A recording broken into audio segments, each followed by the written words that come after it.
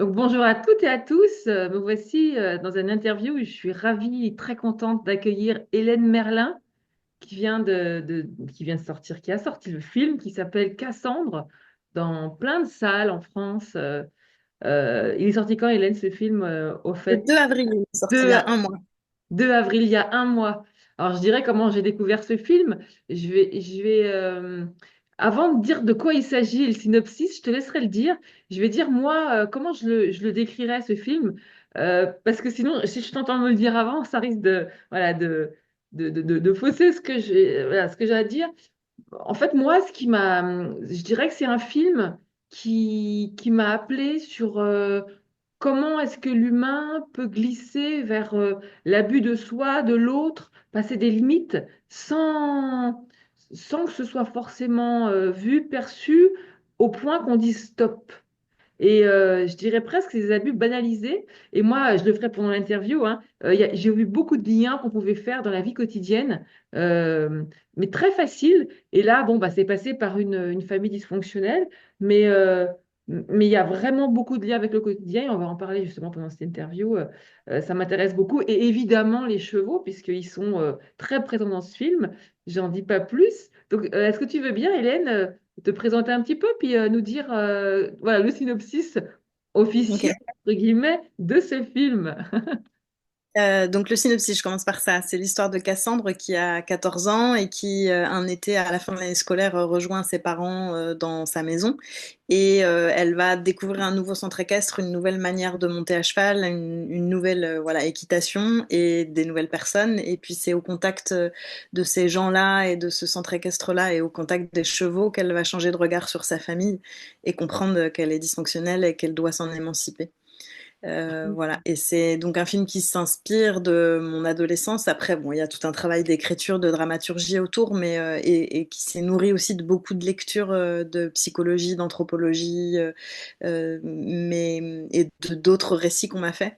Mais c'est inspiré de ce que j'ai pu vivre à l'adolescence, ouais. Hmm, ouais. Et c'est ton premier film, je crois, c'est ça, hein? Oui, c'est mon premier film. Avant, j'ai été comédienne pendant une dizaine d'années. Ensuite, j'ai bossé en journalisme radio, en communication. Et puis, après, j'ai commencé à écrire ce film en 2016. Et puis, bah, Ah presque ouais. 10 ans plus tard, le film sort. Ça a été un long chemin. Ouais, ouais, ouais, ouais. J'imagine, quand je vois tout ce qu'il y a dedans, j'imagine. Et alors, je vais dire comment moi je suis venue à toi, parce que on serait pas là aujourd'hui si, à un moment donné, j'ai publié qu'on était à la troisième impression de mon livre, hein, ce que nous disent les chevaux. Je l'ai ici, voilà, voilà, ce que nous disent les chevaux. Et en dessous, je vois apparaître toi qui m'écrit que mon livre t'a inspiré dans l'écriture du film, en fait. Et je me suis dit, mais quel honneur, parce que voilà, et là, est-ce que c'est ça, hein, que tu m'as dit, hein, que tu m'as écrit?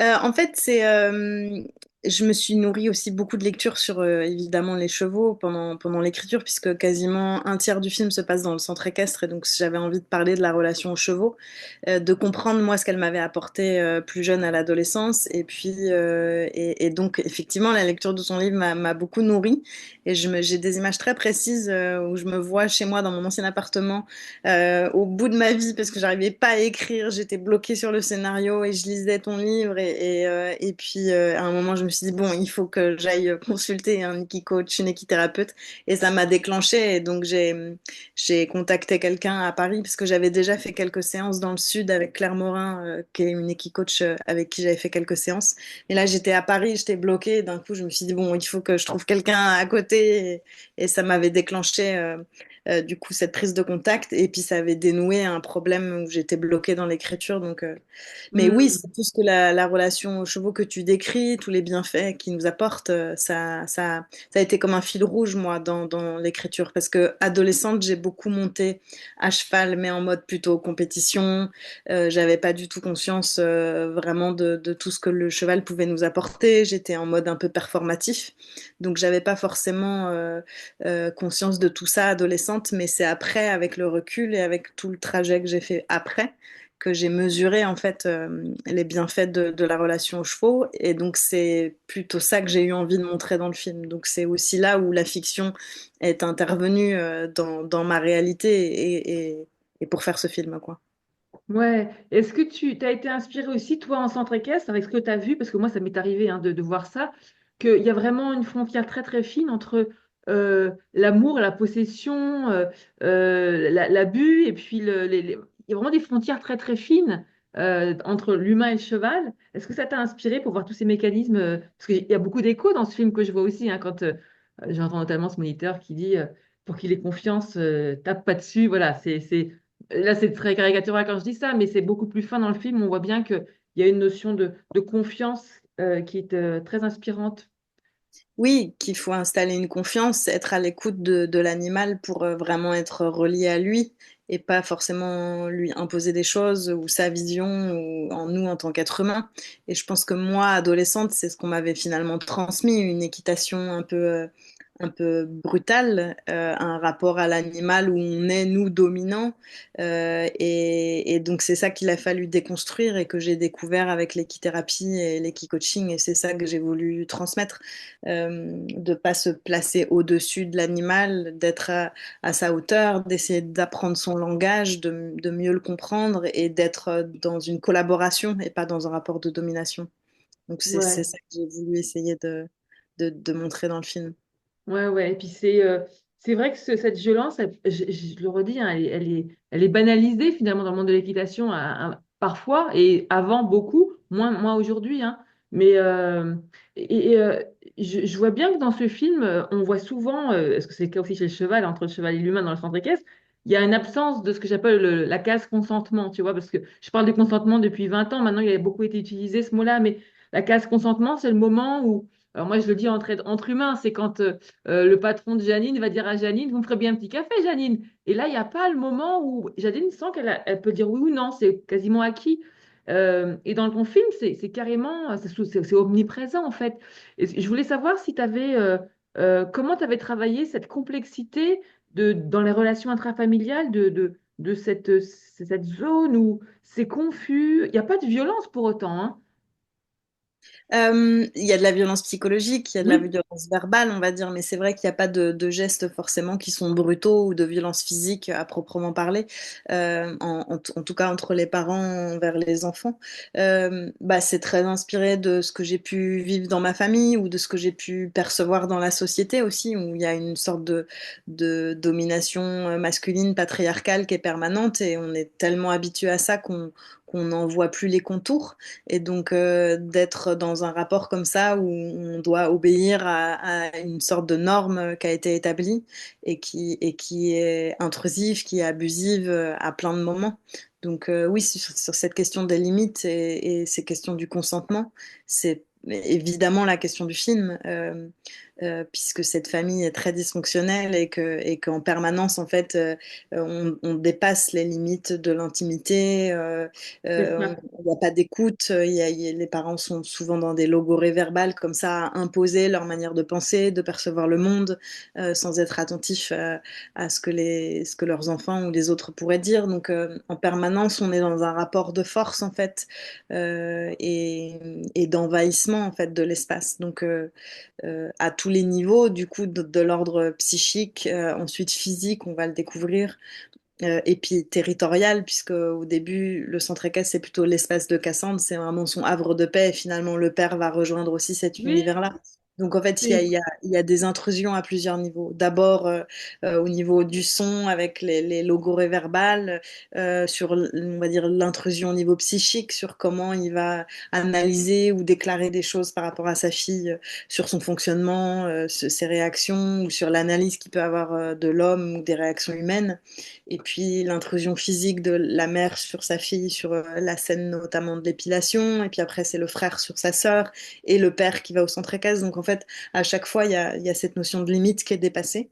Et donc c'est la question du film. Donc c'est vraiment le fil directeur c'est euh, ça. du film. Ouais. Ouais, ouais, et enfin, c'est vraiment très, très bien fait. Alors moi, comme je suis pas une technicienne du montage, des scénarios, ça, mais je suis admirative de voir que comment moi, parce que je suis quelqu'un d'hypersensible, face au film, je peux, euh, ben voilà, avant de aller voir un film, je me pose vraiment la question de est-ce que je vais pas ressortir à en mettre pendant 3 jours s'il y a de la violence. Et là, je trouve qu'il y a un superbe équilibre entre euh, à la fois on capte, mais c'est incisif, hein, cette violation de limite, j'ai envie de dire, cette intrusion, voilà. Intrusion, sans qu'il y ait d'image, jamais il y a d'image qui serait choquante. Et en même temps, on sent dans nos chairs, c'est comme une épée vibratoire, en fait, de ce qu'elles peuvent ressentir, hein, ces personnes. Mais en plus, et même celui qui serait le tyran, finalement, hein, le frère, on peut pas le cataloguer de méchant dans ce film. C'est ça qui est. Parce qu'il y a pas de méchant, en fait. Même si on peut être souvent. Euh, Pris dans l'émotion, c'est pour ça qu'il se digère comme film. Et en même temps, il y a aussi, moi je me suis sentie vraiment enveloppée par une immense délicatesse de comment c'est amené, avec cette poupée chiffon ou papier, je sais plus qui est là. Il y a quelque chose de très délicat qui fait, ce que j'entends, c'est ok, je te montre un truc qui va te toucher profondément, mais en même temps, je prends soin de toi en tant que réalisateur. Et ça, c'est chouette parce que enfin, moi, franchement, je suis une très sensible des films. Donc voilà, je voulais l'amener Ouais. là quand même. Bah, là, il y a deux questions que tu poses. C'est la question, on va dire, du personnage du frère ou des personnages des parents. En fait, je montre que dans leur trajectoire, ils sont comme victimes collatérales d'un système. C'est que le frère, il est victime de la violence éducative du père. Et les parents, on se rend compte au fur et à mesure du film qu'ils ont été aussi victimes dans leur jeunesse. Donc, c'est pas tout noir et tout blanc. Il n'y a pas les méchants d'un côté, les bons de l'autre. Euh, donc c'est plus complexe et je pense et c'est aussi ce que raconte on va dire la légende dont je parle dans le film, celle du loup noir et du loup blanc, c'est qu'on a tous à l'intérieur de nous à l'intérieur de nous des parts obscures ou des parts plus lumineuses et qu'il faut voilà cohabiter avec ça et comme un personnage qui à un peu moment peut exercer de la violence, euh, en fait, on se rend compte que c'est qu'il en a subi généralement et qu'il y a une sorte de reproduction qui est à l'œuvre. Ça, c'est pour la question des personnages. Après, pour la question de la mise en scène, c'était une priorité pour moi de prendre soin du spectateur et aussi des acteurs. C'est-à-dire d'avoir une manière de filmer qui n'est jamais brutale. C'est que je montre une violence, mais je ne l'exerce pas ni sur les acteurs ni sur le spectateur. Et donc c'est ce qu'on dit en termes cinématographiques, c'est un terme qui vient des États-Unis, on parle de female gaze, c'est-à-dire un regard féminin posé sur quelque chose, ou posé sur le corps des femmes, posé sur la violence, qui est à l'opposé, on va dire, du male gaze, où donc là c'est plutôt un regard masculin qui va être brutal, intrusif, violent, sexualisant, etc., etc. Donc c'était vraiment aller à l'encontre de ça et donc avoir beaucoup de pudeur dans la manière de filmer. C'est-à-dire qu'on voit rien dans les scènes qu'il y a d'abus, on voit pas un sexe, on voit pas une poitrine, les personnages sont toujours protégés, la mise en scène va cadrer de façon à ce que il n'y ait pas comme ça d'image qui soit brutale. Donc c'était voilà cette idée de raconter une violence mais de prendre soin et de ne pas l'exercer. Et c'est marrant parce qu'il y a plein de femmes évidemment qui reconnaissent ça et qui me remercient pour ça en disant c'est comme si vous aviez fait de la dentelle avec des fils barbelés. Et Ça, j'aime bien. exactement. Ouais, Ouais, c'est une superbe image de la une dentelle super- avec les fils barbelés. Et au Oui, c'est passage, ça. j'ai beaucoup aimé la refonte hein, de l'histoire du loup blanc et du loup noir parce Oui, que voilà, oui, elle existe en différentes versions puisque c'est une tradition mais j'ai orale. voilà, mais j'ai adoré. Il y a, il y a cette idée-là, et c'est marrant parce que j'ai eu des commentaires d'hommes qui m'ont dit ah, moi je comprends pas pourquoi c'est interdit aux moins de 12 ans, puisque il n'y a pas de violence, on voit rien. Et en fait, il y a une confusion. Je pense qu'on est tellement abreuvé de violence en permanence, de la violence des images, la violence dans les films, qu'on a l'impression que s'il n'y a pas d'image brutale, eh ben, c'est qu'il n'y a pas de violence. Donc, alors qu'en fait, le film raconte quand même une violence, Ok, les mais ressentis, hein. voilà, mais avec pudeur, avec poésie, il y a effectivement cette, on va dire, cette métaphore ou ces moments un peu de respiration avec les marionnettes. Il est Donc, très respectueux comme film. Il respecte vraiment le public et ça, j'aime beaucoup. mm, C'est pas je vais abuser le public pour qu'il comprenne. Il n'y a pas de militantisme, il n'y a pas de dénonciation et c'est pas non plus du voyeurisme. Ça, c'est important de le dire aussi. Il n'y a ouais, rien, aucune scène que, à la limite, qu'un enfant ne pourrait pas voir, quoi. C'est voilà. Franchement, ouais, moi, je trouve que ça m'a ça m'a fait du bien de voir qu'il y avait un film sur un tel sujet qui, qui est accessible pour les personnes comme moi. Voilà, c'est ça. Bah, et puis ce que ça soulève aussi, c'est que en fait, dans l'imaginaire collectif, on va se dire, ah, un violeur, c'est quelqu'un qui surgit dans une nuit, dans la nuit, dans une ruelle obscure avec un couteau et qui nous menace ou avec un pistolet et qui nous enferme et qui nous étrangle, etc. On va dire ça, c'est dans l'imaginaire de la figure du violeur. Souvent, en fait, non. Les victimes connaissent leur agresseur et quand ça se passe au sein des familles, et ben en fait, c'est mêlé à de la tendresse, c'est mêlé à de la complicité et souvent, en fait, il y a du chantage ou on va dire une sorte de manipulation autour du silence qui va se créer autour de ça. Donc souvent en fait c'est pas des actes brutaux qui sont ou Mais en tout cas non, non, non. brutalité qui se passe. Donc c'était vraiment montrer une réalité, déconstruire les imaginaires qui sont faux, cette idée de voilà du violeur dans la ruelle obscure la nuit et aussi déconstruire la figure de la victime idéale, c'est-à-dire c'est la personne qui va crier à l'aide, repousser son agresseur, pleurer, s'enfuir, etc. Oui, oui. Le Oui. personnage de Cassandre est beaucoup plus complexe, donc c'est pour montrer aussi au niveau psychologique que c'est pas aussi évident qu'on croit, que c'est une zone très grise et que voilà et que tout ça est très complexe. Ben oui, justement, c'est ce que je voulais te poser comme question. Quand on voit souvent que Cassandre, on dirait que parfois elle a une petite voix intérieure qui la pousse à aller provoquer finalement les abus quelque part. Est-ce que tu... Alors comment je me suis créé la question? Parce que c'est très complexe ça. Est-ce que tu voulais montrer comment est-ce que une jeune fille de 14 ans qui manque de repères, elle trouve des moyens de préservation comme elle peut, elle confond peut-être la reconnaissance avec la protection, ou l'acceptation de l'abus. Voilà. Qu'est-ce que tu as En voulu fait, montrer? Comment? Ce qui se passe, bon, le personnage du père, à un moment, décrit les quatre réactions qu'il peut y avoir en cas d'agression. Il parle de, on va dire, la fuite, ce qui est la réaction du cheval, la première réaction du cheval. Il y a la soumission, il y a la sidération et il y a l'attaque. Il faut savoir que dans le film, donc, le personnage de Cassandre est élevé par un père militaire, donc elle est élevée un peu comme une guerrière. Et elle voit en permanence son père qui humilie son fils, qui le pousse dans ses retranchements, qui le pousse à l'échec, qui exerce comme ça une violence, on va dire, psychologique sur son fils. Et finalement, donc, quand il y a la première scène d'abus, Cassandre est totalement sidérée. Donc, on va dire, elle a la première, une des quatre réactions, c'est la sidération. Ouais. Elle n'agit pas, elle se laisse faire et le film continue. La deuxième scène, elle essaie de confronter son frère en fait à l'échec. Donc elle va exercer une sorte de pression, elle le menace, elle est comme assiégée en fait par sa demande et donc au final elle lui fait un pari et finalement il échoue. Donc c'est comme si elle refusait sa condition de victime et qu'elle essaie de réagir par rapport à son agresseur et de le confronter en fait et de faire comme le père fait, c'est-à-dire de l'humilier.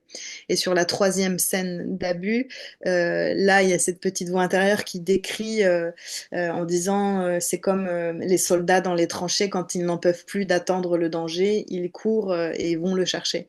Donc c'est cette idée, moi c'est ce que j'ai pu lire sur l'histoire des poilus qui étaient dans les tranchées. Il y en a qui devenaient fous en fait, et donc à force d'attendre, ils n'en pouvaient plus et ils sortaient ils sortaient de la tranchée pour aller en gros se faire tuer sur le champ de bataille. Il y a cette réaction-là en fait de plus supporter d'être contraint, bloqué dans un endroit et donc il y a une réaction comme ça qui va pousser Cassandre à provoquer son frère. Et en fait, quand on décide où, quand, comment ça se passe, eh ben, on n'est plus tout à fait victime. Donc c'est l'idée de sortir de sa condition de victime avec les moyens qu'elle a. Et en fait, dans une situation anormale, les réactions qu'on a sont anormales, en fait. Donc c'est parfois difficile de se dire, ah, mais moi, dans une situation normale, avec un cerveau sain, quand il y a zéro situation de stress, zéro situation d'agressivité et tout, j'aurais décidé ça. C'est comme les gens qui disent, ah, moi, si j'avais vécu la guerre, bah, j'aurais été résistant ou j'aurais été collabo. Bon, en fait, on ne sait pas parce que dans une situation anormale de grand stress, de choc traumatique, la réaction, elle nous échappe finalement. Et donc, c'était aussi montrer ça, montrer la complexité et qu'on a l'impression qu'elle collabore à quelque chose. Et donc, il y a une part, oui, elle est proactive, on va dire, mais c'est parce qu'elle n'a pas les moyens, elle n'a pas les outils pour se sortir de cette situation. Et donc, Ouais. elle fait comme elle peut avec les outils qu'elle a. Donc c'était aussi pour montrer ça et déculpabiliser souvent les victimes, parce que déjà quand on est victime, souvent on se dit c'est de ma faute, j'aurais pas dû faire ça, j'aurais pas dû dire ça, j'aurais pas dû être là, j'aurais pas dû, je lui ai fait confiance, j'aurais pas dû. Enfin, il y a plein de choses qui se jouent quand on est victime, et souvent on porte en fait la honte et la culpabilité, et c'est ce qui fait qu'aussi il y a plein de victimes qui ne parlent jamais, ne portent pas plainte parce que elles portent ça en fait, la honte et la culpabilité. Et donc c'était aussi pour montrer une autre figure d'une victime, déconstruire l'image de la victime idéale qu'on aurait et apaiser, je pense, la part de culpabilité et de honte que peuvent ressentir les victimes. Ouais. Et ça parle beaucoup aussi des relations, évidemment hommes-femmes, mais au-delà, c'est à quel moment ça suffit peut arriver, il y en a assez. On attend souvent qu'il y ait du trop, en fait, pour dire stop, et encore quand on le fait, hein. Et parce qu'il y a cet état de sidération, après la dissociation, il y a toutes ces étapes-là qui fait que la personne n'est plus dans son corps pour dire stop, quoi. Elle est déjà plus, le corps s'est préservé. Et, euh, et je trouve que ça arrive dans beaucoup de domaines, hein. Ça peut être les entrepreneurs face à une vie, le rapport au monde. Ça peut être, c'est comme si le trop était devenu le bien. Bah voilà, quand il y en a trop, c'est qu'on a fait assez. Et je trouve que l'humain, par rapport à l'humain, il est déjà prédateur, même prédateur dénaturé, comme je dis, parce que c'est pas le prédateur en lui, oui, quand il a fini de manger, il a fini de manger. Est-ce que tu vois ces liens entre les Oui, oui, abuseurs, abusés totalement. qui s'attirent aussi, tu vois? Je pense que la société capitaliste nous oblige à être dans une relation assez productiviste, performative, etc. depuis tout petit. On est élevé à la performance, il y a des notes dès l'école, on est dans un rapport de compétition en permanence, on nous force, on nous pousse à toujours repousser nos limites et que c'est cool en fait de se dépasser. On est quand même beaucoup dans ce rapport-là dans notre société capitaliste.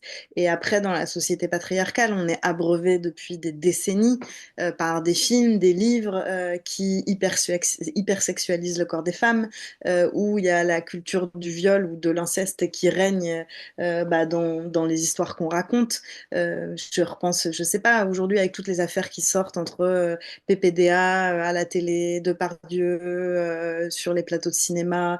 euh, Oui, actuellement, il y a Bayrou, mais ça va être terrible aussi pour oui, enfin, je veux dire, qui vient à tous après. les niveaux, que ce soit dans le milieu culturel, le milieu de la télé, le milieu des médias, le milieu de la politique, le milieu éducatif, scolaire, dans la religion, etc., etc. En fait, on est confronté aujourd'hui à plein d'affaires qui sortent, même l'abbé Pierre.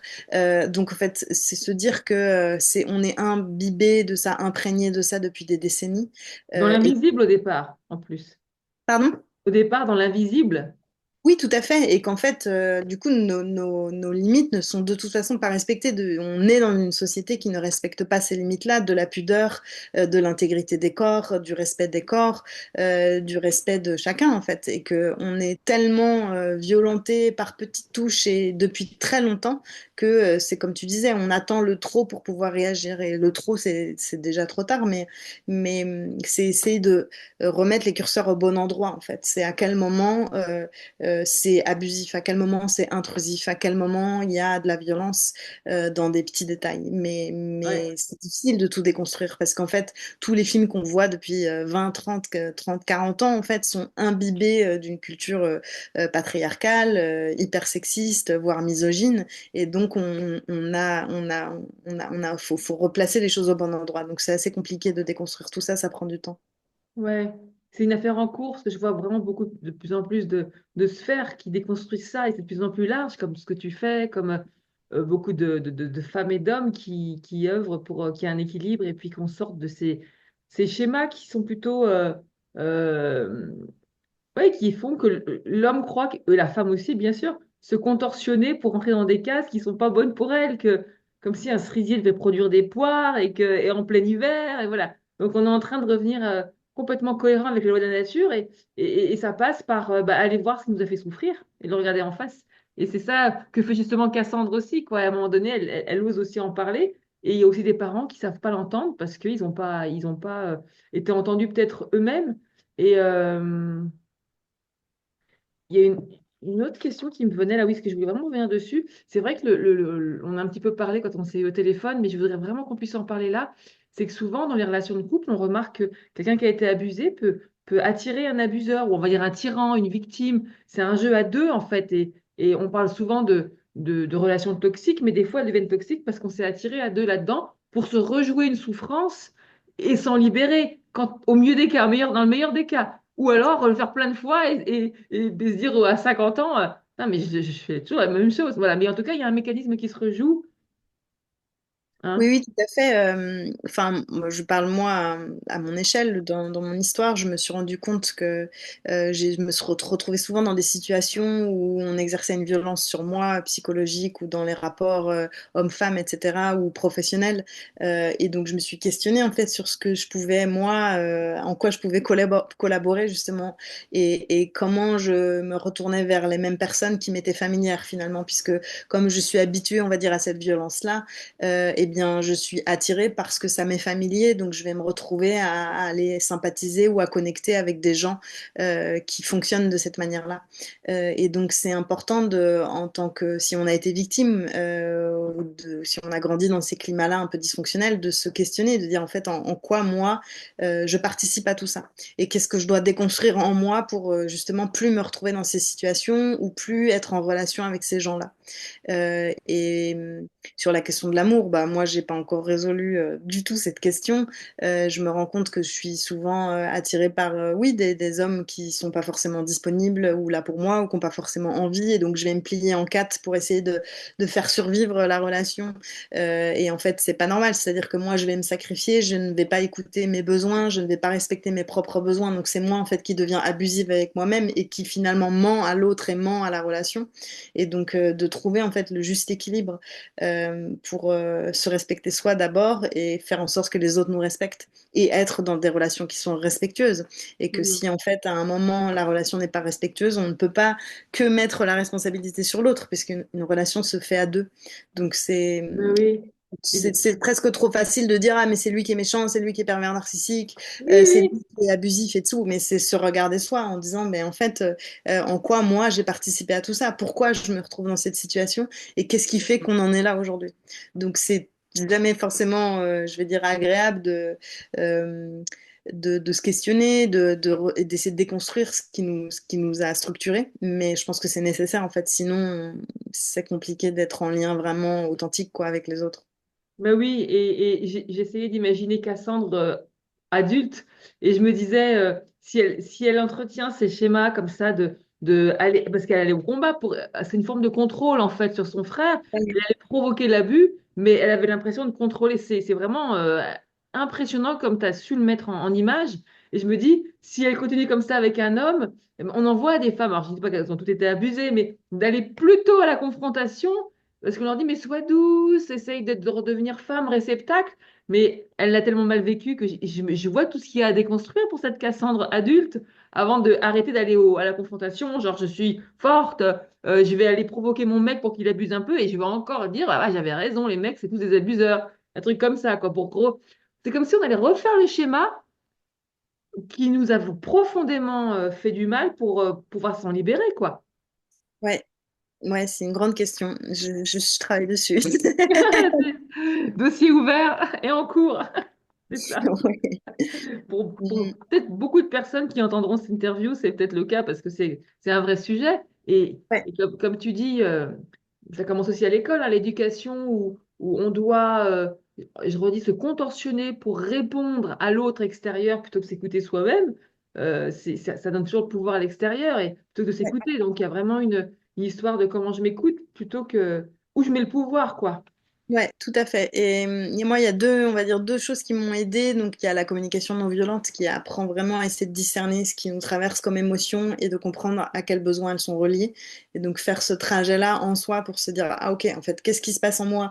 Quels mots je peux poser là-dessus et comment je peux les exprimer? Et en fait, si mes limites sont celles-là, et ben, en fait, je dois moi d'abord les respecter et faire en sorte qu'elles soient respectées parce que sinon, ben, j'ai ma part responsabilité que je ne prends pas. Et donc, c'est s'emparer de son propre pouvoir, en fait, se dire, bah, moi, qu'est-ce que je décide pour moi-même? Il y a ça qui m'a aidée. Et après, il y a aussi une pratique qui s'appelle le retournement de Byron Katie. Je sais pas si vous connaissez. Donc, bon, j'explique en deux mots. C'est que parfois, quand on a des pensées, par exemple, qui viennent et c'est, par exemple, il ne me respecte pas. eh ben, on doit retourner la phrase. Et c'est-à-dire, on doit dire plusieurs fois. Donc, si je pars en disant il ne me respecte pas, je retourne la phrase en disant je ne le respecte pas, je ne me respecte pas.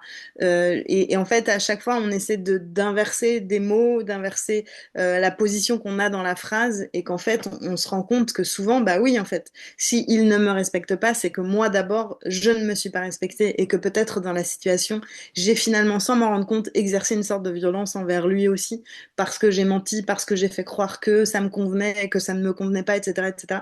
Donc de toujours se positionner quand on a une première pensée, la déconstruire et dire ok, si je pense ça, et c'est voilà, par exemple, il m'a mal parlé. Est-ce que c'est et je me suis mal parlé, j'ai des pensées intrusives dans ma tête qui me torturent. Enfin, en fait, c'est toujours essayer d'inverser nos premières réactions qui vont arriver et de se dire, OK, en fait, si je prends du recul, si je mets ça à distance, si j'essaie de déconstruire, qu'est-ce que je découvre de moi-même dans la relation?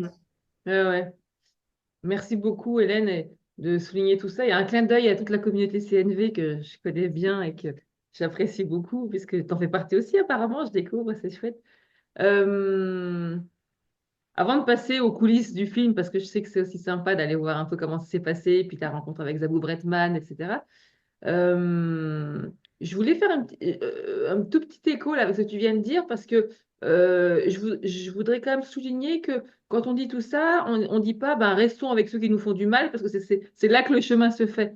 Parce que beaucoup de personnes qui se font mal toutes seules, qui sont leur propre bourreau, finalement, pour rester là-dedans, ça s'appelle de l'acharnement. Et moi, j'aime bien, une fois, j'ai dit, quand on commence à partir sans claquer la porte, c'est qu'on a fait un bon bout de chemin. Et parfois, l'initiation qui est demandée, c'est de partir, c'est de quitter, même si on n'a pas compris, même si l'autre ne comprend pas, même si ça peut être ça l'issue, parce que souvent, on se dit, je partirai quand il aura compris, ou quand elle aura compris. Et parce qu'on se dit, je peux, sinon, je romps un lien, c'est pas possible. Et du coup, on reste, et parfois, voilà, c'est pas forcément rester l'issue. Voilà, je voulais juste dire Non, ça. ça c'est sûr. Ça c'est sûr. Partir souvent, ça permet de prendre du recul. Moi, clairement, j'ai quitté il y a 3 semaines quelqu'un avec la relation qui était pas du tout saine pour moi et probablement pour lui, puisque bon, c'était compliqué. Mais je me disais, j'ai besoin d'avoir des réponses. Je partirai quand j'aurai eu mes réponses. Et donc j'ai essayé d'avoir cette conversation en me disant, bon bah non, mais là, ok, là, ça va être compliqué. Peut-être j'aurai ma conversation dans un mois, dans 2 mois. Je vais attendre qu'il ait terminé son gros projet. Moi, je vais attendre que j'ai terminé mon gros projet pour qu'on ait ce temps-là. Et en fait, je différais tout le temps. Donc, je restais, moi, dans cette situation en me disant, non, mais j'ai pas eu mes réponses. Non, mais je veux qu'il me dise, c'est quoi sa vérité? C'est quoi ceci? C'est quoi Ah cela? ouais, Et en ouais. fait, au bout d'un moment, t'es là. Mais en fait, déjà, la non-réponse est une réponse en soi. Donc, s'il ne te répond pas, c'est que finalement, c'est pas important pour lui ou il a l'impression qu'il n'y a pas forcément quelque chose à sauver. Donc accepter que le silence est une réponse, et puis de se dire j'ai pas forcément besoin d'avoir toutes les réponses que j'aimerais pour partir. L'autorisation, ouais, l'autorisation, Ouais, quasiment. ouais, et qu'en fait, à un moment, on a une part de responsabilité de dire, bah, en fait, c'est comme si je me considère, moi, comme une petite fille ou comme quelqu'un qui a besoin d'aide ou comme un meilleur ami, bah, je le prendrais à la main et je lui dirais, allez, on s'en va. Ouais, c'est ça, voilà. Mais se prendre en charge, se prendre en main et de dire, OK, je suis frustrée parce que j'ai pas eu les réponses que j'attendais. Je n'ai pas eu cette conversation que j'attendais depuis des mois. Ben oui, Finalement, je pense que je ne l'aurai jamais. À faire le deuil de ça, faire le deuil d'une réponse et de dire, en fait, son comportement, son silence, son mépris, bah, en fait, c'est une réponse et donc je dois prendre acte de ça, en fait. ben oui, le Et mental est bon, je très parle fort vraiment pour. d'une histoire qui m'est propre Mais et qui oui. est. Et je pense que ça peut résonner avec beaucoup de situations, en fait. C'est ça. Et le mental est très fort pour nous Professionnelles faire aussi. rester. Le mental Oui. est très fort pour nous faire rester en disant non, mais. Et ça a marché parce que tu restais, quoi. C'est ça. Juste pour rester, pas partir. Ne rien changer surtout. Oui, ça fait des échos le milieu professionnel. Même nous, avec les chevaux. Hein. Moi, je vois des fois, quand on a 6 chevaux à soigner et puis qu'on veut faire tout seul, c'est pas facile. Hein. On peut être notre propre. Et pas demander de l'aide. Et, voilà. Et quand on est comme ça, je crois que ça prend racine et puis on le retrouve un peu partout. Et chez beaucoup, beaucoup de personnes. Et après, ça les rend un peu addicts au stress pour avancer, etc. Après, c'est la spirale infernale et pour certains. Et pour d'autres, eh ben, ils s'en sortent. Et Mais je puis, pense qu'il faut, ouais, pardon, je te coupe, mais garder en tête si on a vécu des abus, quels qu'ils soient dans l'enfance, ou si en face de nous on a quelqu'un qui a été abusé, c'est être encore plus vigilant parce que on a un rapport aux limites qui n'est pas juste et qui n'est pas forcément là. spontané, qui doit nécessiter un effort et une réflexion. Et donc on se retrouve plus facilement dans des relations abusives parce que nos limites sont tout le temps repoussées et soi-même on n'arrive pas forcément à les poser. Donc on se retrouve dans des situations où en fait on va souvent trop loin et l'autre en face aussi a été habitué à les dépasser et à ne pas écouter ses limites. Donc on est dans un rapport qui est complexe. Donc si on a été abusé plus tôt ou si on est en face de quelqu'un qui a été abusé, c'est pas une question d'être parano ou d'être sur ses gardes, etc. Mais c'est d'avoir une sorte de lucidité ou une clarté, une clairvoyance, de se dire bon, en fait, il faut que je sois peut-être plus attentive à mes limites, savoir les poser mieux pour que ça ne dérape pas, en fait, qu'il n'y ait pas de glissement qui intervienne. Ben oui, oui, voilà. Et je voudrais quand même dire vraiment que c'est vraiment un film qui rassemble parce que après un film, souvent chacun repart chez soi. Mais là, on était là entre femmes à discuter dans le hall du cinéma et alors chacun allait de son livre, de son histoire, des abus, de choses qui n'ont jamais été dites. C'était beau, hein, des femmes comme ça. Et on a même parlé de l'actualité, on parlait de Bayrou là. On disait que comme ça devait être difficile d'apprendre pour un parent après, quand il peut plus rien faire. Et puis après aussi le silence radio.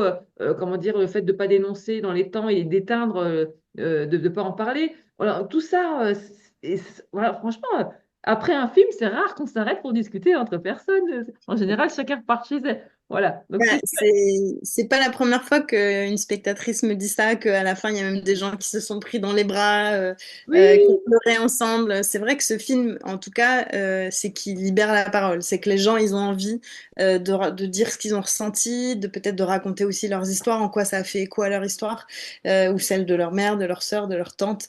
Donc je crois que c'est un film qui a ce pouvoir-là, ouais, de libérer la parole, et donc ça c'est très bien, ouais.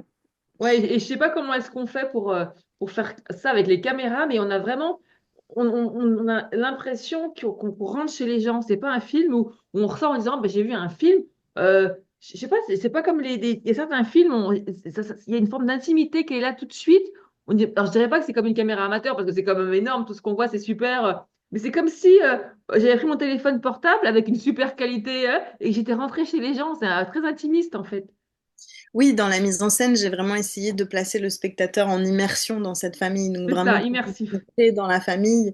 Et le personnage de la copine du centre équestre aussi permet ça, d'amener le spectateur au cœur de cette famille et donc d'être avec eux à table dans ces scènes d'intimité, donc d'être proche des personnages. Et puis après, il y a tous les moments où on est vraiment très très proche de Cassandre dans les scènes, on va dire, plus traumatiques ou des scènes d'abus notamment. On est presque dans une caméra hyper proche d'elle. Quand par exemple il y a la caméra en top shot donc est au plafond et qu'elle se voit en dehors de son corps, c'est ce que une personne on va dire en état de sidération peut parfois ressentir ou C'est c'est bien les gens ça. qui racontent des expériences de mort imminente qui se voient en dehors de leur corps et donc c'est d'essayer d'être au plus près au niveau sensoriel, au niveau émotionnel, d'être au plus près du personnage et vraiment immergé dans cette famille-là. Et ça, évidemment, la caméra permet ça parce que ben, on est vraiment au cœur de cette famille. C'est pas comme au théâtre où il y a une sorte de distance, etc. Et après, j'ai joué avec tout ce qu'on appelle la rupture du quatrième mur. En fait, on va dire en théâtre, il y a des conventions ou en cinéma, il y a les spectateurs d'un côté et il y a le spectacle de l'autre. C'est-à-dire sur un film, bah, c'est sur l'écran et au théâtre, bah, c'est sur la scène.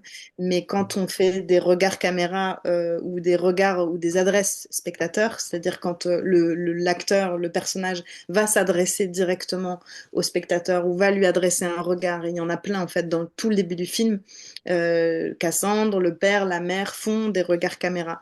Il y a même et donc ça crée un lien direct avec le C'est ça, spectateur. c'est ça. Et Ouais. donc, pour moi, c'est un procédé, on va dire, cinématographique qui raconte aussi ce que c'est que l'intrusion, puisqu'en fait, il y a un moment, on va rompre la limite entre l'écran, entre la vraie C'est vie ça, et exactement. Bravo, la hein. la vie inventée. Donc, c'était, et voilà, rompre ce quatrième mur pour Il a dit rompre entre provoquer quoi? Parce ça. que comme j'ai parlé, ça a coupé. T'as dit rompre entre quoi? Rompre le quatrième mur, c'est une expression qu'on utilise au théâtre ou au cinéma. C'est vraiment rompre les conventions quand d'un côté il y a la fiction et de l'autre côté il y a la vraie vie avec les Mhm. spectateurs. Et quand on rompt ça, c'est-à-dire quand le personnage va s'adresser directement au spectateur ou quand il va lui adresser un regard, et donc les parents font Ah ça, oui, oui, oui, oui. Cassandre fait ça. Au tout début, il y a plusieurs regards caméra, il y a plusieurs adresses au spectateur. Donc ça, c'est l'idée de créer une intimité très forte entre le spectateur et ce qui se passe dans Oui, puis l'image. c'est quand Ça même, crée une intimité. ce qui est très fort, c'est que quand ça se passe dans d'autres films, on dirait de la complicité. Mais là, c'est vraiment de l'intimité. Et Mhm. là, le cheveu est très fin. Bravo Oui, pour cette tout à fait. performance. Merci Alors, beaucoup. Ouais, j'avais juste une petite chose à dire parce que ça me revient à cette idée de la question des limites et de comment on se positionne et comment soi-même on positionne ses limites. Et je voulais faire un pont entre une séance d'Eki-coaching que j'avais vécue avec Eva Riffler, enfin avec voilà en travail. Elle m'avait demandé de me positionner. Elle avait mis le cheval au galop un rond et je devais me positionner pour qu'il change de direction. Et donc en fait, le fait de s'affirmer dans son corps, de prendre sa place, de poser ses limites et de faire en sorte que l'animal nous respecte et nous envahisse pas. Parce que aussi, on peut le voir souvent, parfois, bah, l'animal, c'est quand même un animal imposant, le cheval, c'est imposant, enfin, il fait 600 kilos, etc. Donc, il faut aussi poser ses limites pour qu'il nous marche pas sur les pieds, pour qu'il nous bouscule pas, qu'il fasse attention, en fait, à nous.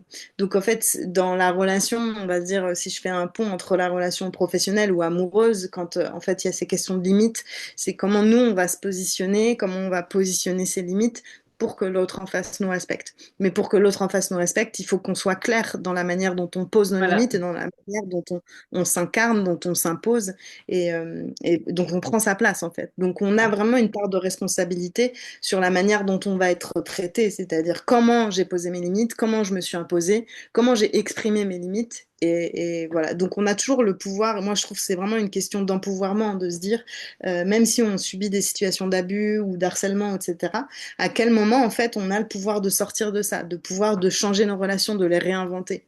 Et que je trouve ça intéressant, en fait, de sortir du discours tu es victime, ma pauvre, machin, de dire, en fait, tu as un pouvoir de changer les choses. Voilà, il n'y Et a pas de mur flou. avec les chevaux, Super. Mm. ouais, c'est un Mais- grand apprentissage de travailler avec les chevaux aussi sur Ah cette. oui, ça, je suis presque une convaincue, c'est sûr. Merci. Alors, les coulisses du film, dis-moi un petit peu comment s'est déroulée ta rencontre avec Zabou Bretman et surtout, et deuxième question, qu'est-ce qui t'a convaincu, entre guillemets, que c'était elle qui pouvait incarner ce rôle de la maman de Cassandre? Bah, déjà, elle a une grande intelligence, elle a une énergie vitale incroyable, elle a une sorte de folie aussi que je trouvais drôle, elle a un humour incroyable et donc on l'avait vu dans plein de films, mais je sentais qu'elle avait vraiment le potentiel de s'emparer d'un personnage comme ça, un peu foutraque, un peu faux-folle, quoi. Borderline. Mm. Ouais, voilà, c'est ça, de le faire avec beaucoup d'intelligence, beaucoup d'humour et de mettre de la nuance aussi. Et il y a aussi des moments où elle a une grande sensibilité, enfin, sur une scène de repas où elle se fait un peu bousculer par son mari et qu'on sent Oui, qu'en oui. fait, qu'il y a quelque chose de beaucoup plus lourd qui se joue pour elle. Donc, c'est d'avoir ça à la fois un personnage qui va utiliser l'humour comme un masque et en même temps avec beaucoup voilà, de panache et d'intelligence. Et puis, ce qui est important pour moi, c'est qu'elle a un grand capital sympathie, donc elle est très aimée du grand public. Et je me disais que le personnage en avait besoin pour que les spectateurs aiment ce personnage-là, qui est un personnage de mère, on va dire, empêché, ou qui a plein de défauts et qui va exercer sans s'en rendre compte de la violence. De dire que si les spectateurs aiment Zabou, bah, ils aimeront plus facilement le personnage. Et donc ça, c'était important pour moi que les spectateurs ne jugent pas le personnage des parents et qu'ils soient en capacité de les comprendre et d'en comprendre voilà, les paradoxes. Donc, et bah, notre rencontre s'est très bien passée. On s'est Tu l'as rencontrés. trouvée comme ça, tu la connaissais pas, tu l'as demandé? Non, non, je la connaissais pas. C'est son agent qui lui a transmis le scénario. On a fait la demande à son agent. Son agent lui a envoyé le scénario. Elle l'a lu, elle l'a adoré. Elle m'a appelé pendant 45 minutes pour me dire ce scénario est formidable. J'adore ce personnage. On me propose jamais des rôles aussi intenses, aussi chouettes et tout. Et Ah, donc après, chouette. on a pris un verre Et puis voilà, elle est un peu comme le personnage, elle parle beaucoup, elle a beaucoup d'énergie, elle est rigolote et tout. Donc c'était très marrant, très chouette de travailler avec elle. Et puis Ouais, c'est une virtuose, enfin, bah elle a une oui. grande technique, elle travaille, elle est intelligente, elle a un rapport au texte très respectueux, donc c'était très chouette. Et ça va apporter un film dans la préparation de sa sortie, là, au niveau de la construction, ça va apporter un film, quelqu'un qui est très professionnel comme ça, qui a de la bouteille. Ouais, oui, ça fait plaisir de pouvoir se reposer sur des acteurs comme ça, en fait, qui sont solides, qui ont une expérience, qui ont une technicité. Et je pense, bah, elle a deux grandes scènes qui étaient complexes à tourner. La scène de l'épilation, où voilà, pour de Ouais. vrai, elle devait épiler l'actrice, elle avait de la cire plein les doigts. Et Euh, c'est rigolo et beaucoup, beaucoup de textes à dire. Et puis la scène de fin où elle a un gros monologue aussi, très intense émotionnellement, où pareil, là, elle a du texte, elle a des déplacements, il y a une part de violence bah, physique et verbale et tout, et en même temps, elle est traversée par des souvenirs, enfin, le personnage est traversé par des souvenirs. Donc, c'est quand même des scènes très importantes.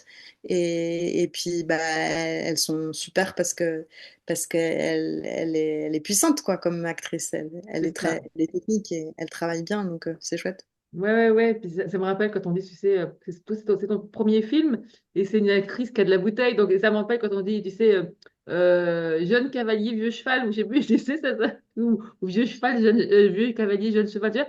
Mais ce qui fait qu'en fait, on peut avancer ensemble parce qu'il y en a un qui apporte à l'autre. Et c'est vraiment Oui, chouette sur un plan.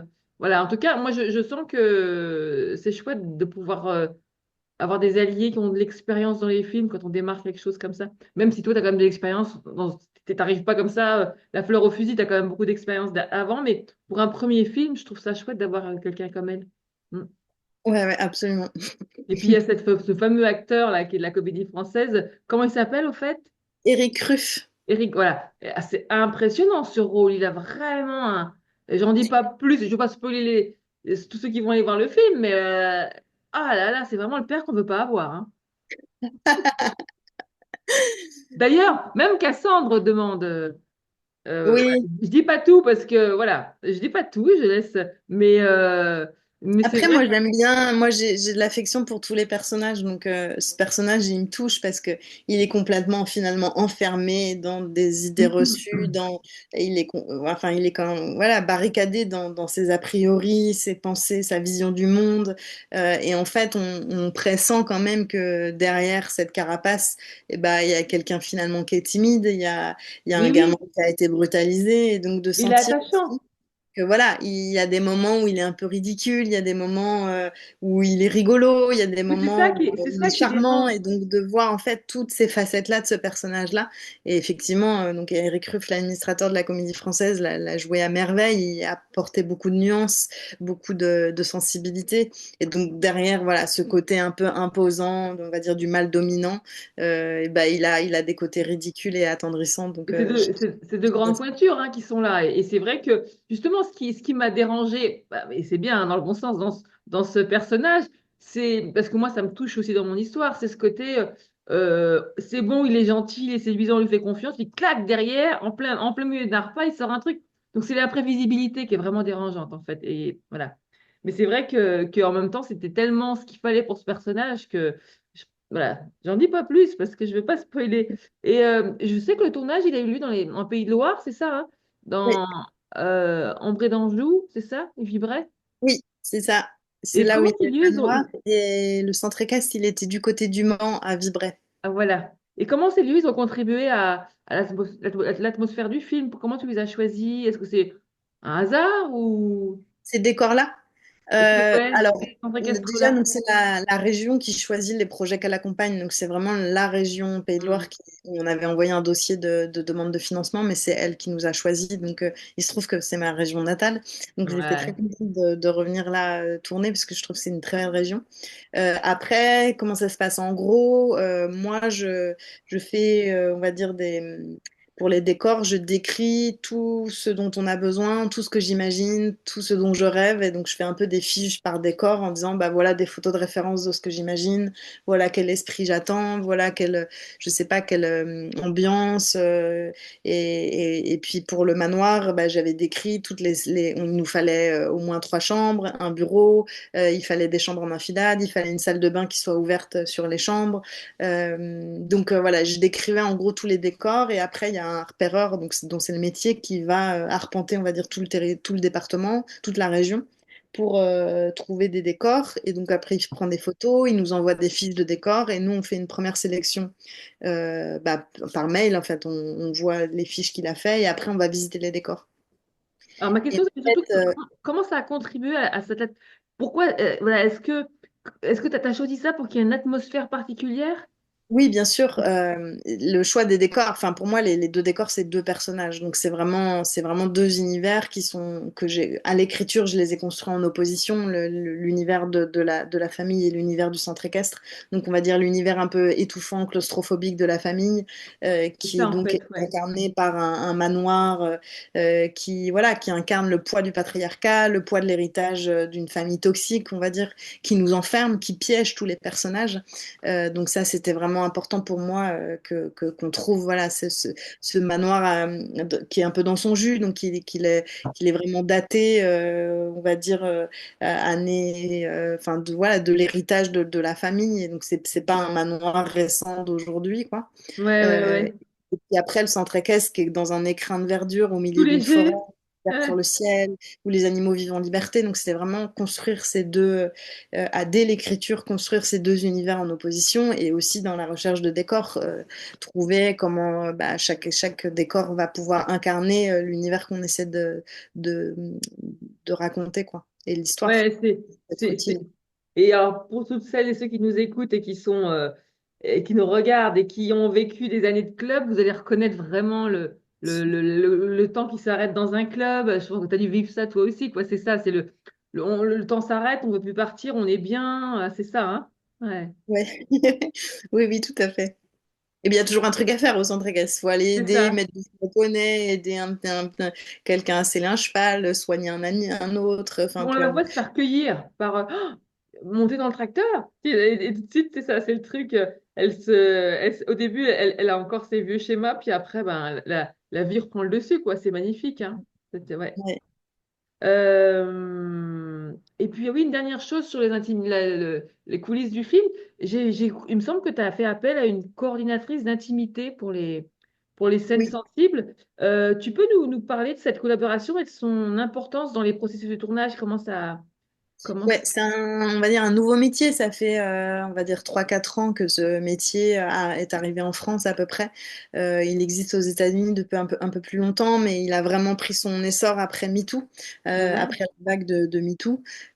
Donc c'est un nouveau métier qui permet de préparer toutes les scènes d'intimité, donc c'est-à-dire des scènes où il va y avoir un rapprochement entre des acteurs, où il va y avoir de la nudité ou de l'intimité, etc. Et donc, ça permet que les acteurs ne soient pas surpris au dernier moment par des choses qui n'étaient pas prévues et qu'on chorégraphie ces scènes-là comme des scènes d'action, comme des combats ou comme des scènes de danse, en fait. Que chaque Hmm. geste, chaque déplacement soit bien Ajusté, quoi. expliqué, que les acteurs savent où sera la caméra, euh, que le réalisateur puisse voilà, expliquer comment il veut filmer ça, qu'est-ce qu'on verra à l'image, qu'est-ce qu'on ne verra pas. Et donc avec Claire Chauchat, donc la coordinatrice d'intimité, on a lu toutes les scènes, on va dire, complexes avec les acteurs. Et moi, j'avais dessiné, donc à faire une sorte de mini storyboard en disant voilà ce qu'on verra, voilà ce que j'attends des acteurs. J'ai pris, moi, la place de chaque acteur en mimant toutes les actions que j'attendais d'eux. Et donc, voilà, j'ai vraiment décortiqué ces scènes-là pour qu'il n'y ait pas de surprise et qu'ils ne soient pas brutalisés, eux, au moment du tournage. Comme il y a pu y avoir beaucoup de brutalité auparavant, Mais même oui, des quand on a beaucoup entendu parler de Maria Schneider qui a été violée sur le tournage d'un dernier tango à Paris parce qu'il y avait vraiment une scène de viol et le réalisateur en fait voulait qu'elle ait une vraie réaction émotionnelle forte et donc ils l'ont pas prévenue et elle s'est fait violer là, c'est du voyeurisme pour le devant la coup. caméra. Ouais. Donc c'était voilà, c'est pour protéger au maximum les acteurs et qu'il n'y ait pas de surprise et que tout soit chorégraphié. Et donc on a eu ce travail-là en amont du tournage. Aussi les acteurs ont eu des séances individuelles avec la coordinatrice d'intimité où ils pouvaient travailler sur la question du consentement. Donc ils pouvaient se toucher en disant bah, si je mets ma main là, est-ce que c'est OK pour toi? Oui, c'est OK. Sinon ils apprenaient à formuler ce qui était OK, pas OK. Quand c'était le bon moment pour eux de faire des gestes ou des rapprochements, etc. Donc de développer une sorte de complicité, de collaboration entre eux. Et voilà. Et après, sur le tournage, bah, la coordinatrice d'intimité est là, assiste à toutes les scènes et elle peut être voilà, là pour les acteurs, leur parler, les écouter s'ils ont besoin, les rassurer, imposer des moments de pause s'il y a besoin. On est Donc, vraiment dans le sujet du film, hein, avec oui, ce rôle-là. Et ça me rappelle ceux qui sont maintenant les nouvelles personnes qui s'occupent des chevaux ou des animaux dans les films pour pas justement qu'il y ait d'abus. si, Voilà. tout à fait. Il y a Tout comme à des fait. Et médiateurs. d'ailleurs, c'est marrant parce que dans la bande-annonce du film, on voit que le personnage de Cassandre cravache le cheval. Et donc, il y a des gens sur les réseaux sociaux qui ont réagi en disant, Mais je n'irai oui, jamais voir un film si on maltraite les animaux. Et donc, j'ai dû expliquer que, en fait, les sons de cravache ont été rajoutés en post-prod, c'est-à-dire au j'en suis son, le doutée. slack, qu'en fait, le cheval n'a pas du tout été frappé. C'est que la comédienne bougeait sa cravache en parallèle du corps de l'animal. Et donc, à aucun moment, elle a touché l'animal. Donc, Oui.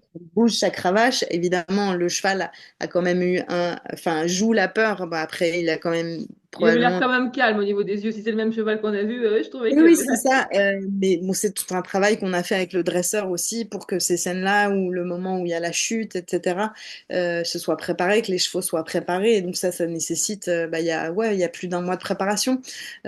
Pour des petites scènes, par exemple, la scène où la copine arrive, elle est accrue sur le cheval au début, elle se suspend au box pendant que le cheval rentre. Tout ça, c'est des scènes qui ont été préparées pour que bah, les chevaux soient calmes au moment du tournage, qu'il n'y ait pas de surprise non plus. Donc, travailler avec des animaux, travailler sur des scènes compliquées, travailler avec des enfants, tout ça nécessite de la préparation et ben, un grand respect aussi et une grande écoute pour que ça se passe au mieux, quoi.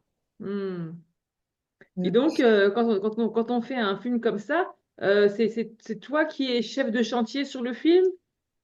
Oui, la réalisatrice, on va dire, ou le réalisateur, il est responsable de toute la partie artistique. Et en gros, tu as le producteur qui s'occupe, on va dire, de la partie administrative et financière, qui va répartir les budgets selon les différents services, on va dire. Et puis, moi, je vais travailler. Donc, en gros, on est une équipe de 50-70 à peu près sur le C'est tournage ça que je pour voulais savoir. C'est ça que je voulais savoir. Donc, je te ouais, vois sur un bien petit avec ta film comme casquette. ça.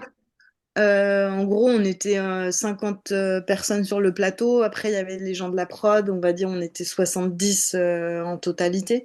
C'est un petit film. Il y a des gros films. J'ai travaillé sur le film Tempête, par exemple, avec des chevaux. Bah là, Oui. on était entre au minimum 100 en permanence et voire 100, 150 après avec les équipes de post-prod. Mais en gros, le réalisateur, la réalisatrice, ils vont travailler en direct avec les chefs de poste. Donc, on va dire le chef opérateur qui va gérer toute l'équipe image. Il y a le chef qui va aussi gérer, on va dire, le chef électro et le chef machinot, qui sont, ben, en gros, voilà, des métiers qui vont permettre que l'image soit bien éclairée, qu'il y ait les bons mouvements de caméra, les bons dispositifs pour filmer. Après, moi, je vais travailler en direct avec la chef costumière, la chef maquilleuse, la chef coiffeuse pour travailler pour chaque personnage, en fait, et accompagner les acteurs. Je travaille en direct avec les acteurs Ouais, aussi. ouais, mais On va dire, je te posais la question justement parce que je me disais, je te voyais avec ta casquette, je dis, elle a dû sacrément mettre de l'énergie, du temps et plein de choses pendant ce film. En tout cas, voilà, je trouve que c'est vraiment un bel hommage, une ode, tout ce qu'on veut au lien qu'on peut faire entre l'écho qu'il y a entre euh, cette quête de liberté adolescente. Il y a vraiment une quête de liberté et une tentative de domination euh, maladroite, en fait, d'un frère paumé. Et c'est ça qui est chouette, c'est qu'on peut, enfin, qui est chouette, qui est surtout qui se laisse infuser pendant longtemps après ce film, là, je peux le dire. Voilà, parce que c'est vraiment 2, 3 jours et infusé dans le bon sens et qu'on sent que ça fait son chemin, ce film après, sur, tiens, c'est marrant. j'avais pas capté, je captais, mais pas à ce point, comme euh, grâce à cette mise en lumière, comme l'abus est parfois imperceptible, juste parce que, voilà. Ça se fait, quoi. Il y a voilà, juste comme, je ne vais pas raconter le film, mais à la fin, on voit bien pourquoi ça se fait et tout ce qu'il y a eu derrière comme croyance, etc. Ben, un grand bravo, en tout cas, Hélène, d'avoir mis ce miracle sur la toile. Ouais, c'est vraiment un miracle parce que fallait le faire, quoi. Montrer tant de choses, les mettre en lumière aussi fort, sans tomber dans la dénonciation, le voyeurisme, le, Le pathos. le pathos, voilà, ni passer 3 heures en train d'expliquer, décortiquer une thérapie, simplement poser les choses. Bravo, ouais, vraiment bravo. Et je redis à toutes les personnes qui pourraient hésiter en se disant j'ai peur, j'ai pas envie, peut-être que, que ça va trop me toucher. D'ailleurs, on peut très bien à un moment donné, boucher les oreilles, fermer les yeux, mais c'est jamais arrivé pour moi. Euh, Vraiment, je vous invite à aller le voir parce que il n'y a aucune scène, il y a aucune scène dérangeante en fait qui soit violente ou je dirais on mettrait un enfant devant ce film, bon à part le papa qui est pas gentil, euh, juste avec ses mots et encore, il y a rien qui pourrait ne pas être vu par un enfant finalement dans les images. Oui, oui, après, c'est se dire qu'il y a des moments qui sont un peu confrontants, il y a des scènes qui sont un peu, qui peuvent être confrontantes, mais elles sont contrebalancées par des moments d'humour, par des moments avec les chevaux, de respiration dans la C'est nature. ça, c'est Et ça. puis, voilà, c'est une histoire d'émancipation, c'est une histoire d'un été, d'une adolescente cet été-là, et donc il y a plein de choses Et qu'est-ce d'autres que le que c'est dysfonctionnement ça? familial, on va dire. Merci. Voilà, Elles ça sont fait très écho à jolies. tout ça et ça peut toucher à plein de gens en fait. C'est ça. Elles sont très jolies en plus, ces adolescentes. Qu'est-ce qu'elle est jolie, l'actrice, la copine de Cassandre, là. Comment elle s'appelle, cette actrice? Laïka Blanc-Francard. Ah ouais, elle est très Ouais. très jolie. Il y a beaucoup de légèreté, du jeu dans les clubs. On voit les chevaux. Ça nous rappelle vraiment notre adolescence avec les chevaux. Et le fait d'y aller en vélo aussi. Voilà, de se mettre dans le fond du box à un moment donné pour mieux réfléchir. Voilà, on se reconnaît dans plein de choses. Ou pour pleurer. Il y Oui. a beaucoup de légèreté, de profondeur aussi. Et puis on s'attarde pas sur les choses qui... Il y a toujours un choix de liberté tout le temps, quoi. Tout le temps, Voilà. oui. Oui, oui, dans ma manière d'envisager le film, il y avait toujours l'idée de la pulsion de vie qui est plus fort que Oui, tout. Et c'est comme ce rythme-là du battement de cœur ou d'un petit cheval au galop qui va faire patapam, patapam, patapam. Enfin, d'ailleurs, c'est un on mouvement l'entend, qui ouais. nous emmène ouais, vers autre chose, vers ailleurs. C'est Et ça. oui, c'est un grand élan de vie et je reçois aussi beaucoup de messages de gens qui me disent, ah, mais ce film m'a guéri, ce film m'a apporté de la reconnaissance, ce film m'a donné de la force. Hein. Voilà, il y a plein de gens qui me partagent ça aussi et effectivement, je trouve ça important de le dire. Ouais, ouais. Et j'ai vu aussi sur les réseaux qu'il y a beaucoup de personnes qui disaient aller le voir parce que, voilà, comme tu disais, soit ça donnait de la force, soit ça, ça permet aussi de libérer la parole. Oui, tout à fait. Ouais, ça, c'est Avec important. ses amis, dans sa famille, c'est important, je pense, de pouvoir percer le silence. Et puis, je le redis, il y a beaucoup de notions de la vie quotidienne dans laquelle on peut se reconnaître, même si on n'est pas concerné par le sujet fort de ce film, on peut se reconnaître dans la notion de on laisse passer des choses qui ne nous conviennent pas. Et Ouais, là aussi, comme ça va appuyer un peu là, ça peut aussi nous aider après à mieux voir. Voilà. ouais, ouais, tout à fait. C'est vrai. Bon, voilà, c'est ça. Et alors, avant qu'on termine cette interview, est-ce que tu as une chose à dire ou à ajouter ou quelque chose, ou même une pépite à raconter ou un truc que tu as envie de dire en plus avant qu'on se dise au revoir ou rien ou un... Voilà. Ah, j'ai rien qui me vient là tout de suite maintenant. On a eu un tournage très joyeux, on a beaucoup ri, il y a eu une énergie au niveau de l'équipe qui était dingue parce que je pense que tout le monde avait conscience que ce film serait important et résonnait aussi avec chacun, avec l'histoire de chacun. C'était une très très belle aventure le moment du tournage Ah, et avec les chevaux, enfin le dresseur qu'on a eu, Frédéric Sanabra, qui est un mec vraiment extrêmement gentil et attentif à ses chevaux, ça a été un bonheur de le voir travailler comme ça Ouais, non, c'est que des moments chouettes dans ce centre équestre à côté du Mans, à Mm. Vibray, qui est vraiment comme au milieu de la forêt. C'est tellement, il est tellement Ouais, beau. Et je trouve que ce qui est fort, c'est que c'est un centre équestre dans lequel il y a une équitation, on va dire, éthologique depuis presque 40 ans, puisque le père de la monitrice actuelle, qui était dans ce centre équestre-là il y a 40 ans, était déjà un des précurseurs, on va dire, de l'équitation éthologique. Et on sent vraiment que le lieu vibre en fait et porte ça, ce respect des chevaux, ce respect de la vie, de la nature, etc. Et donc je trouve que voilà, ça a traversé le film aussi, cette énergie-là. Et donc ouais, j'ai beaucoup. ouais.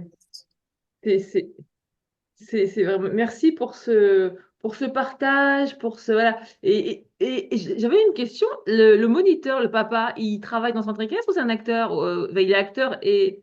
Le moniteur dans le film, c'est un acteur qui s'appelle Guillaume Bouix, qui n'est Ah, pas cavalier dans la vraie vie, très bon et, rôle. Ça et lui allait qui très joue bien. souvent des rôles de méchant d'habitude. Ah, mais le papa poule, ça lui allait très très bien. Oui, Bravo. Et ça a dû lui plaire, ça aussi, de changer un peu de ouais, registre. ouais, tout à fait. Ouais. Merci Hélène, merci beaucoup, beaucoup. Merci beaucoup. Je mettrai sous la vidéo, là, sous le replay, parce que voilà, le lien vers La toutes les bande-annonce. ouais, et la bande-annonce et aussi comment on peut trouver toutes les salles où le film on peut le voir, parce il y a encore beaucoup de salles, beaucoup à Paris, et puis il y a encore beaucoup de salles dans les villages, dans les villes, mais il faut trouver la bonne salle le bon jour. Voilà. Oui. Oui, il y a encore 140 à peu près lieux de diffusion sur tout le territoire et donc le site Allociné permet de trouver le cinéma le plus proche de chez soi. Donc, Voilà, ouais. moi j'ai fait 1 heure de route pour aller le voir parce qu'à Orléans, il passait qu'à midi, je pouvais pas aller le voir. Donc Ah oui, voilà, c'est un chouette moment en Sologne. Voilà. Merci Hélène, merci merci à toutes et beaucoup. à tous pour ce moment ensemble. Et puis à bientôt, soit dans la salle de cinéma si vous allez voir Hélène, sinon de toute façon elle est on la voit sur Facebook, voilà. Et puis Instagram aussi, oui. voilà. Et bon visionnage de ce beau film. Merci beaucoup, Isabelle. À bientôt. Au revoir. Au revoir.